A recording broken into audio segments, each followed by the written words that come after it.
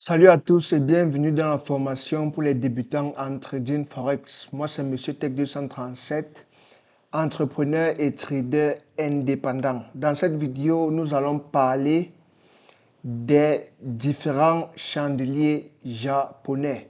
Dans la vidéo précédente, j'ai parlé de comment utiliser les chandeliers japonais. L'autre là, c'était la partie 1. Cette vidéo-ci maintenant, c'est la partie 2. Donc, si tu n'as pas vu la partie 1, je vais laisser le lien en description de cette vidéo ou alors tu vas voir ça quelque part à l'extrémité droite de ton écran. Ça va s'afficher. Voilà, donc, sans toutefois tarder, on va commencer directement. Donc, là, voici les différents types de chandeliers japonais, comme vous pouvez le voir sur cet écran. Là, il a les différents types. Là, il a le Maru Bozu. Il a le chandelier long. Il a le Doji, marteau-piqueur inversé et l'étoile filante. Donc, dans cette vidéo, nous allons parler de tout cela. Donc, si vous remarquez bien, vous allez voir que c'est divisé en deux sections. Il y a le chandelier vert et le rouge. Le vert et le rouge. Voilà. Donc, le vert, c'est ce qui indique un chandelier qui monte, un chandelier de hausse. Et le rouge, c'est ce qui indique un chandelier qui est en train de descendre. Tu vois, un seul. Comme vous pouvez voir dans les graphiques réels. Tu vois. Voilà. Donc, on commence avec le Maru Bozu haussier, ce qui est en couleur verte là. On commence. Le Maru Bozu, c'est un chandelier qui n'a aucune flèche sur les extrémités. Si on compare avec les autres, si tu vois que les autres ont les flèches, alors que le Maru Bozu, c'est un chandelier qui n'a aucune flèche. Et pour que le Maru Bozu vert se forme, ici là, c'est l'ouverture. Ça, c'est l'ouverture du chandelier. On va mettre O, l'ouverture. Et ici là, c'est la fermeture, on met F. Donc, ça ouvre ici en bas et ça ferme tout simplement ici en haut. Pour ceux qui n'ont pas vu la vidéo précédente, je vous recommande d'aller voir ça. C'est très important pour comprendre cette vidéo-ci. Parce que si tu n'as pas vu le précédent, tu ne peux pas comprendre cette vidéo. Voilà, donc, le chandelier, si ça ouvert ici et ça fermé là, donc voilà le prix d'ouverture en bas et ça ouvert. Et ça fermé, ça clôturé ici en haut. Tu vois, donc c'est ça le Maru Bozu. Ça ouvert ici en bas, c'est monté et ça clôturé au précis sans aucune flèche, sans aucun débordement. La même chose pour le rouge, pour le Maru Bozu rouge. Le Maru Bozu rouge, c'est un chandelier de baisse qui a ouvert ici en haut et ça fermé ici en bas. Donc ça a ouvert au prix d'ici en haut, au prix qui est ici en haut. Parce que si on regarde au côté droit, tu vas voir un prix. Et c'est au prix là que c'est attaché. Si je touche ici, tu vas voir que chaque chandelier se forme à un prix. J'ai expliqué tout cela dans la vidéo précédente, donc rassure-toi de regarder la vidéo précédente pour comprendre ceci. Voilà donc, le Maru Bozu rouge, ça a ouvert au prix ici, et c'est descendu et ça a clôturé au prix ici en bas, sans aucune flèche, sans aucun débordement. C'est très simple, tu vois. Et maintenant, qu'est-ce que ça signifie? Qu'est-ce que ça signifie? Le Maru Bozu vert, ça signifie tout simplement que le marché est parti en hausse tranquillement. Ça signifie un fort signal de hausse. Ça veut dire que le marché, ce chandelier a ouvert là, ça a fermé ici sans aucun débordement. Donc, ça veut tout simplement dire que le prix est monté, c'est monté tranquillement, smooth. Donc, c'est monté proprement en paix, tu vois, sans aucun... donc, ce chandelier-ci, ça indique que la force d'achat est que le marché a un bon potentiel de continuer plus haut. Tu vois, c'est ça que ça indique. Mais je ne veux pas vous conseiller de trader uniquement à partir de ceci, tu vois. C'est pour ça que je vais encore faire une partie 3. Dans la partie 3, on va maintenant parler de la fusion des chandeliers japonais. Parce que avant de placer un trade, je vais vous conseiller de fusionner les différents chandeliers. Le Maru Bozu, chandelier lion avec d'autres. Fusionner ça avant de placer un trade. Et aussi ajouter avec les zones de support, les zones de résistance avant de placer un trade. Donc on va parler de cela dans les 2 prochaines vidéos parce que je vais faire partie 3, partie 4. Donc écrivez en commentaire. pour la suite. Je vais faire partie 3, partie 4. Et c'est après cela que vous allez pouvoir déjà utiliser ça avec confiance pour placer les trades. Parce que maintenant, si je ne vais pas vous conseiller de voir le maraud bozo et de placer un trade, non. Je ne vais pas vous conseiller de voir où un chandelier long simplement et placer un trade, non. Tu vois, je vais vous conseiller de faire un peu de fusion. Voilà, donc là, je vous explique tout simplement. Et le maraud bozo rouge, c'est la même chose. Ça signifie que le marché a une bonne probabilité de continuer vers le bas. Le maraud bozo rouge, ça signifie que le marché a une bonne probabilité de continuer vers le bas, tout simplement. Maintenant, on part dans le chandelier long. Le chandelier long, on va commencer par le vert. Le chandelier long vert, comment est-ce que ça s'est formé? Ici, voici l'ouverture. Ça s'est ouvert au précis. C'est descendu. C'est descendu dans cette flèche. Ça, on va appeler ça le bas. Donc, l'ouverture, c'est haut. Le bas, ici. Ça a ouvert au prix d'ici. C'est descendu à ce prix-ci, qui est le prix du bas. C'est remonté encore ensuite. Ici, là, on va appeler ça le haut, H. Et c'est descendu maintenant, clôturé ici. Là, on appelle ça C, la clôture. Donc, pour mettre ça plus facilement, ça a commencé avec 1, 2, 3 et 4. Tu vois, donc ça a commencé ici. C'est descendu là. Deuxièmement, c'est monté. Troisièmement, et c'est descendu, clôturé ici, ce qui fait 4. Tu vois, donc 1, 2, 3, 4. Tout simplement. Et cela aussi, ça signifie presque la même chose que le maraud bozo. Ça signifie que le marché a une bonne probabilité de continuer plus haut, tout simplement. Chandelier long rouge, c'est la même chose. L'ouverture ici en haut, ouverture. Ça, c'est le haut. C'est descendu, ça fait un bas. Et ça clôturé ici. Comment mettre C? Donc là, ça fait 1, 2, 3, 4. Donc ça a commencé par le 1. C'est parti au 2 et ensuite descendu jusqu'au 3 et clôturé à 4. Pour ceux qui ne comprennent pas ceci, regardez la vidéo précédente parce que dans la vidéo précédente, j'ai montré l'exemple même avec le graphique réel, comment ça a passé en temps réel. Voilà, donc le doji c'est quoi? Le doji c'est tout simplement doji vert, ça indique que c'est la même structure que le chandelier long. Tu vois, vous voyez que c'est un chandelier en 4 étapes. 1, 2, 3, 4. La même chose, même ici, 1, 2, 3 et 4. Tu vois. Le prix commence là. Ça commence au prix de 1, ça part à 2, 3, 4. Donc ça se forme même comme les chandeliers longs. Mais la différence, c'est juste que ça signifie que le marché est dans une période de indécision. Ça veut dire qu'on ne sait pas si le marché va monter ou si ça va descendre. Quelle qu'en soit la couleur, tu vois, le comportement, ça indique que le marché est dans l'indécision. Le marché est dans l'indécision. C'est-à-dire que les forces d'achat et les forces de vente sont équilibrées, sont au même niveau. Donc, il n'y a pas une force qui domine l'autre. Donc, on ne sait pas si le marché va aller plus haut ou aller plus bas. Tu vois, c'est ça qu'on appelle, ça c'est un chandelier de l'indécision. Marteau-piqueur du chandelier vert.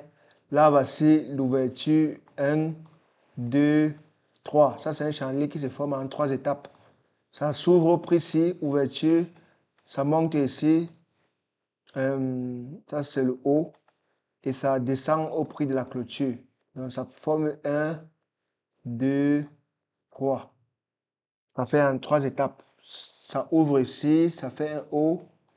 Et ça clôture ici, à la 3e étape. Tu vois, très simplement. Et qu'est-ce que le marteau-piqueur signifie? Le marteau-piqueur, ça signifie, si tu vois un marteau-piqueur du côté vert comme ça signifie généralement que le marché a plus de chances de partir plus bas, quelle qu'en soit la couleur, Tu vois, pourquoi je dis ça? Parce que ici, là, on voit que le marché ça a ouvert là, c'est monté et ça a été repoussé. Ça a été repoussé et maintenant ça a clôturé ici. Si ça a été repoussé, ça veut dire qu'il y a eu des vendeurs qui ont intervenu ici pour repousser le marché plus bas. Tu vois, ce qui signifie que ça a des probabilités de continuer plus haut, de continuer plus bas. Tu vois, quelle qu'en soit la couleur. Maintenant, ici, ça a clôturé. Ici, ça a ouvert là. C'est venu ici en haut. 1, 2, et c'est descendu, clôturé ici, qui est le numéro 3. Tu vois, donc ça signifie aussi la même chose. Tu vois, ça, la signification est similaire. Tu vois, sauf que le rouge a plus d'importance que le vert. Tu vois, donc le rouge signifie que la force de vente est plus forte. Tu vois, si tu vois le rouge, ça signifie que la force, que ça a plus de probabilité d'aller plus bas comparé au vert. Tu vois, oui. Pourquoi ça peut signifier plus de chance? Parce que tout simplement, ça a ouvert, tout simplement, le prix d'ouverture était ici. Tu vois. Le prix d'ouverture était ici et on voit que le marché est monté. Ça fait 1, 2, c'est d'abord monté. Tu vois, donc ça veut dire que c'est d'abord monté. Ça a ouvert, c'est d'abord monté.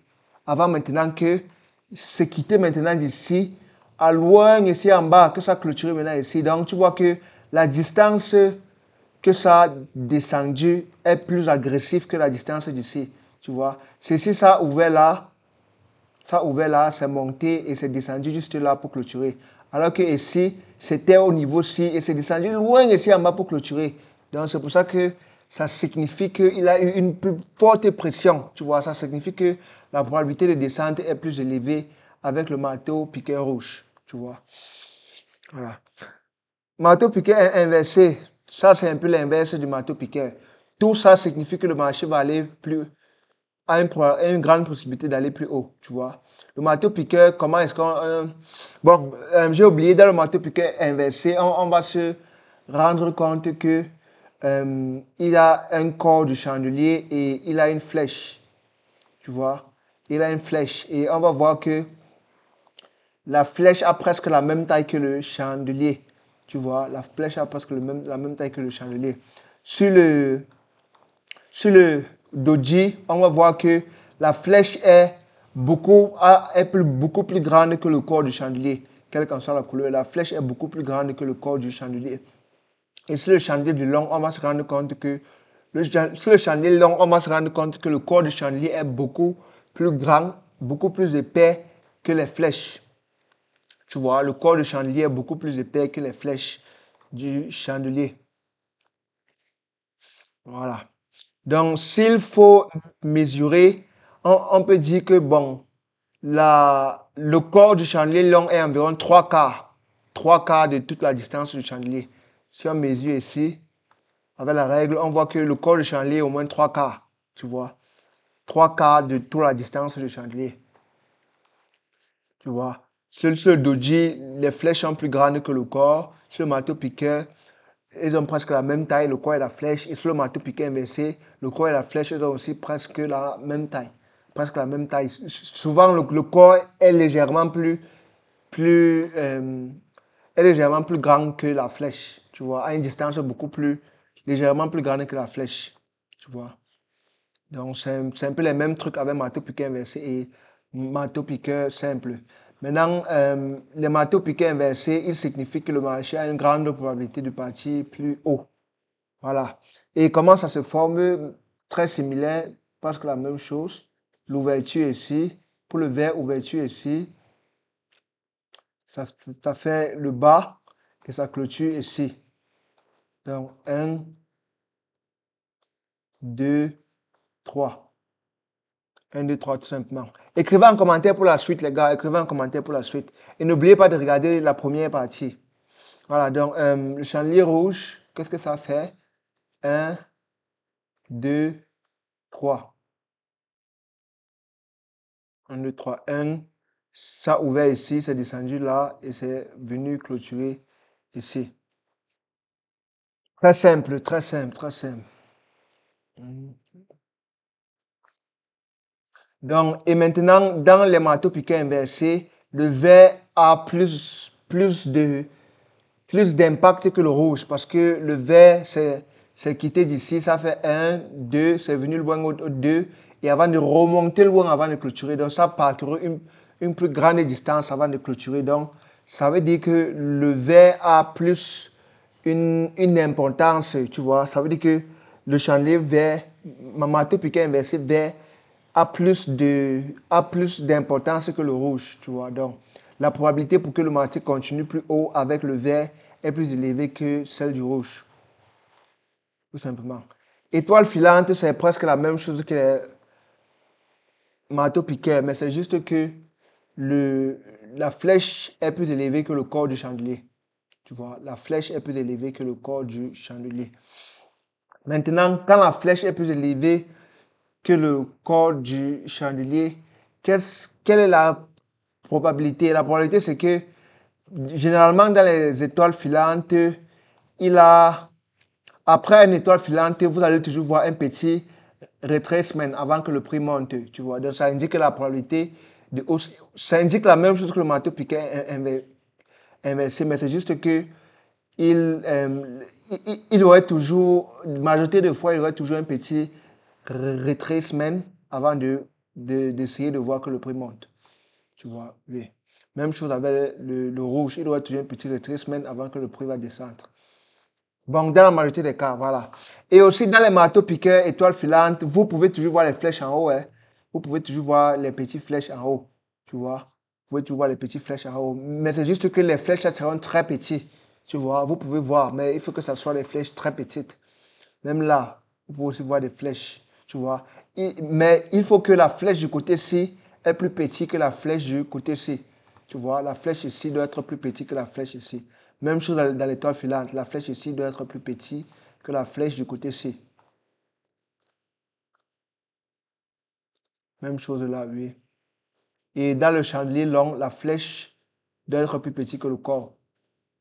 Oui, donc là, voilà tous les chandeliers les plus importants en trading, les plus communs que vous allez rencontrer le plus communément. Donc, rendez-vous à la prochaine vidéo, on va parler de la fusion. Comment fusionner ces chandeliers-ci avant de placer un trade, avant de dire que bon, je vais placer un trade ou pas. Tu vois. Donc, je vais vous conseiller d'entrer dans vos graphiques et d'essayer de distinguer tous ces différents chandeliers et voir le mouvement qui s'est passé après. Comme ici, voici un doji qui est arrivé et on voit que le prix a continué plus haut.